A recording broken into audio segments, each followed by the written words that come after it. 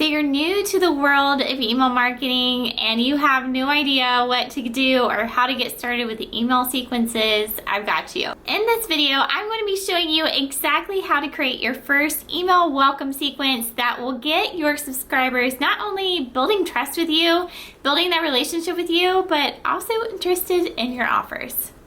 Hi, I'm Amanda Stores, and I love helping business owners grow their email list and market their business well, because at the end of the day, I know that behind each email address is a person with a story and they need to hear yours. Subscribe if you have all these fears about creating that welcome sequence for the first time, because we're going to trump those fears right in this video. So I know it's really tough to get your mind wrapped around building your first email welcome sequence because, let's be honest, do you have the time to write 6 to 8 emails? Well, you might want to listen to this. An email welcome sequence is one of the most engaged your subscribers will ever be at any point in your email funnel strategy. So recently I was the host of the Marketing Business Bundle, and in that bundle I had to go through and check all of my contributors' links to make sure that the product they were giving was also going to be available for the people buying the bundle. Sounds really easy. That also means that I signed up for all of my contributors' email list. So I got a behind the scenes of what it would be like to be a subscriber and what kind of sequences my contributors were offering to the people buying my bundle. I would say over 75% of them did not have an email welcome sequence, and my mind was blown, because honestly, an email welcome sequence is one of the most essential parts of setting up your email funnel, and a lot of them were missing that strategy in their business. Click that like button if you are ready to get started with your email welcome sequence so that your emails are doing the marketing for you as soon as someone gets on your email list. If I had to take a guess, there were a few fears along the way that we need to hit right now, stomp into the ground, and get started with our first email sequence. One of the number one reasons why people don't take the time to set up an email welcome sequence is because they don't want to annoy their subscribers. But did you forget something? These people actually signed up for your email list on their own efforts. They chose to be there. They chose to learn from you. If at any point during your welcome sequence that they drop off, they unsubscribe, they do the unthinkable, guess what? They probably aren't your people. There is also a huge chance that those same people will subscribe to your list again for a different freebie because they were interested in the content that you're putting out into the world. And this time, you're probably going to have that email funnel set up, not only with your welcome sequence, but your sales sequence. So you will be prepared when they come back to your list because they'll be guided towards your offers, and you would have perfected that email welcome sequence the second time around. Another fear that people have as a business owner is they say, I don't even know what to write in an email welcome sequence. You are already creating a ton of content, am I right? You are pushing out videos to YouTube, or you're creating reels on Instagram, you're creating TikTok videos. Why not use your email welcome sequence to not only get them familiar with you, but get them familiar with the platforms that you are already putting content on? You're not trying to reinvent the wheel here. You are trying to work smarter, not harder, when it comes to what to send in those emails. But you also have to have a little bit of strategy behind it too. Another reason why people refuse to set up an email welcome sequence is that they fear that all the people who come to their list, after they start getting emails from you, they will unsubscribe. Do you remember when you were dating? You went on a date or two and you're trying to figure out if you like that person, if they like you, if this relationship's gonna go anywhere, are you wasting your time?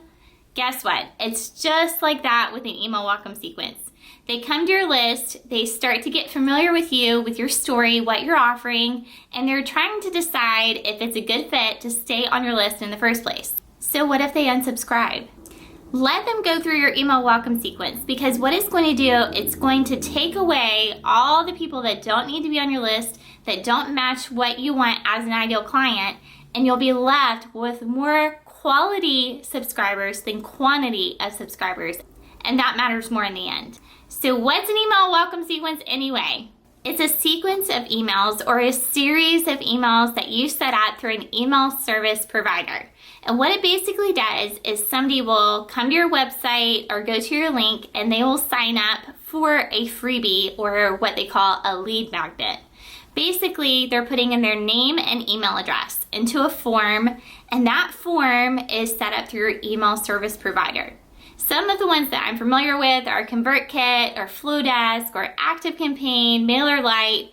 Any of those will do, but what basically it does is it sends that information into your email service provider. Then if you have set up a welcome sequence, it's basically a series of emails that will be sent immediately upon subscribing to your list. So that series is also called an automation because it is automatically sent to the new subscriber once they sign up for your email list. A welcome sequence typically has 6 to 8 emails of just providing value, building authority, and educational content. It builds trust, it addresses their pain points, it really tries to dive deep of why they need to stay on your list, hearing your story, relating to them, and making them see their need for you. On the nerd tech side of things, I will tell you this. When you're setting up your first automation, one of the big doozies is what I did is I set up an automation that did not have a time delay between the emails that you set up.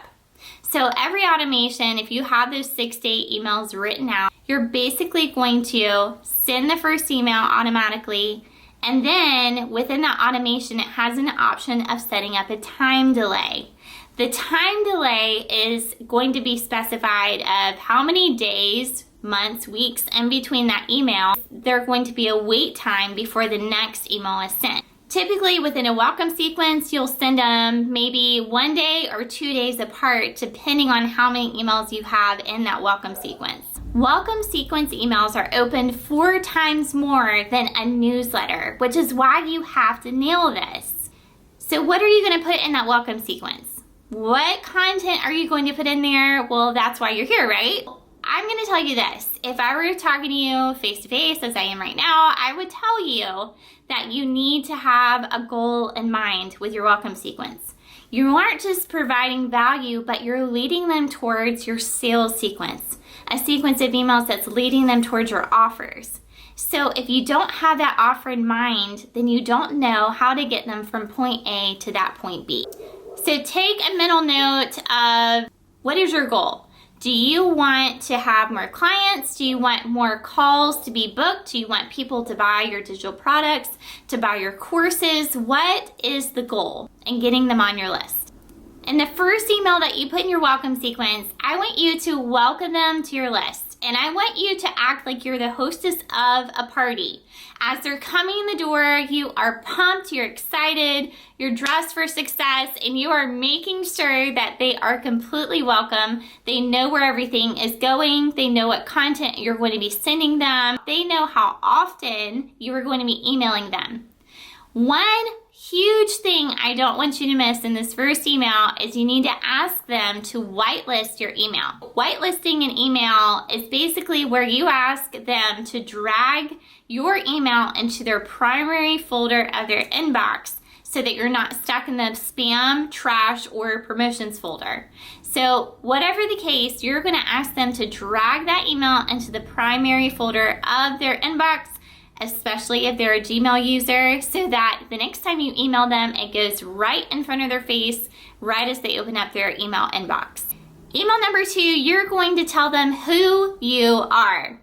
But really, you're not telling them who you are. You are actually trying to uplift them and focus on them and what you can do for them. So the spotlight isn't on you as much as it is making them the hero of that email. Email number 3 is all about building that authority. So if you have any testimonials, any screenshots of comments that people have made in your direct messages or within your program, this is where you're going to make sure that those testimonials are being highlighted so that they know you are legit, you know what you're talking about, and you have people talking about your programs for you. Number 4, that email is going to be completely educational. I want you to focus on a myth in your industry. Like in the email marketing world, everyone tells you that you just have to make a freebie and floods of people will come to your email list, and that's obviously not how it works.